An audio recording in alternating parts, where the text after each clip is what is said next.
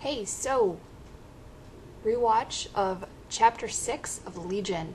It's not Chapter 6, it's Chapter 7, and I needed to add that in here because I'm a moron and I don't know the name of each episode. So many things. Figured I'd get in the mood. So, number one, and of course now I forget everything I was going to say. They're very subtle things, these things that were in my head. So, maybe not number one, but I'm just going to go down this list as I remember it.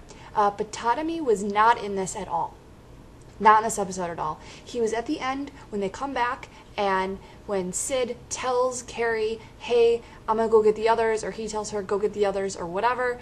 The only time you ever see Patata Me is after everybody gets back in their bodies. Where's he been? What's he been doing? Like, seriously. You don't see him fighting anybody. You see Walter trying to go after female Carrie, and the male Carrie with Oliver, and Melanie shows up with Oliver, and David trying to figure out his mind, and Sid with female Carrie and the other dude. But you don't see Patata Me. So what's up with that?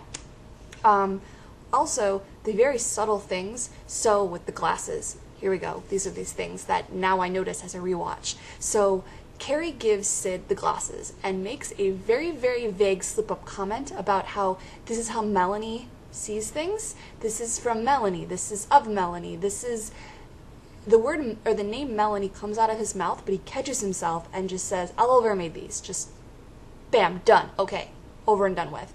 Perhaps there's more to the story than that, in the fact that maybe Melanie, because we don't know her powers for real. Like, we know that she can get in people's minds, and she, or maybe, no, she can bring people into each other's minds, essentially, with the weird little table thing that they have, or whatever.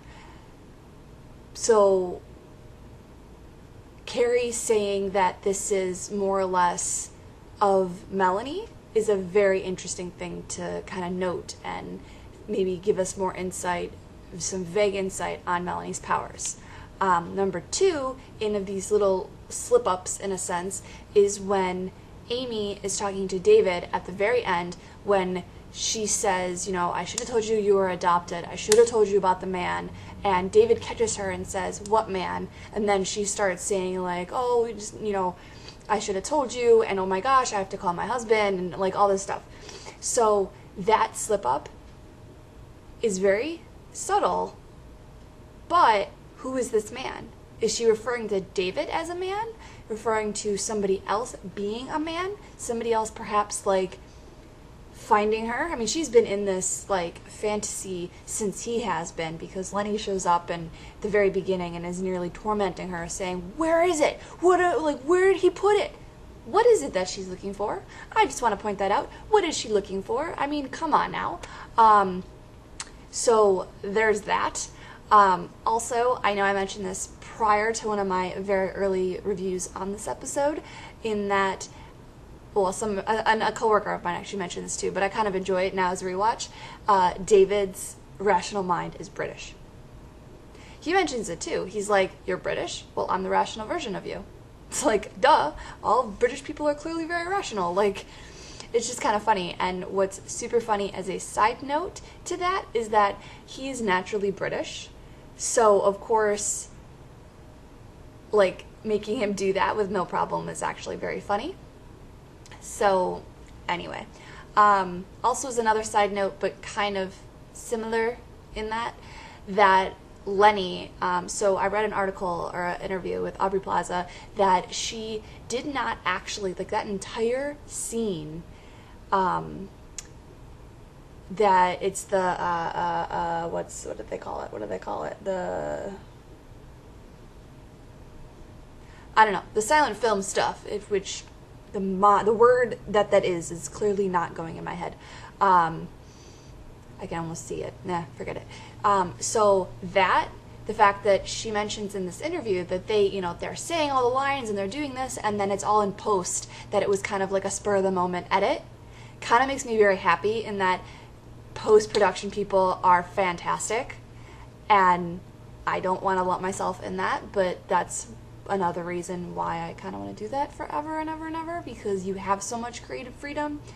Yes, okay, fine, you do all this work, and then they tell you, no, you suck, you have to go back to what we thought. Fine, okay, I can deal with that. But the fact that that actually was not planned, according to the interview with Aubrey Plaza, that they did it as like a spur in the moment kind of thing, is awesome.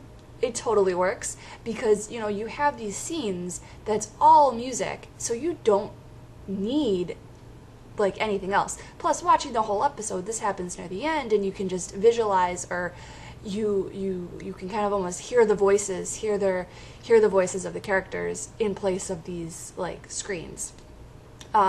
So that's super fascinating. That really wasn't technically planned, I guess. I think that was in terms of, I think that was everything in terms of all the little like itty bitty things that I didn't notice first time through. I still kind of love that scene. Like, just watching Lenny or Farouk, as Oliver and Carrie referenced her, Farouk, the Shadow King, that she's just like super crazy, super awkward, super crazy, and this, I'm channeling her, yes, but I also cosplay as her, and I'll throw that down below so you can check out some of my pictures. As a super side note, I want to do all the versions of Lenny. I want to throw that in my cosplay arsenal. So anyway, going back to the episode, nothing too much I want to add aside from, not seeing Patata Me, the little subtle lines that slipped out of people's mouths about Melanie, about this man, that Amy mentions to David, and that's pretty much it. Also, I would be pissed too, female Carrie. I'm taking her side in the fact that her and male Carrie, obviously are never apart, and when they're apart, they can feel each other. But the fact that nothing really happened, she obviously, they can't.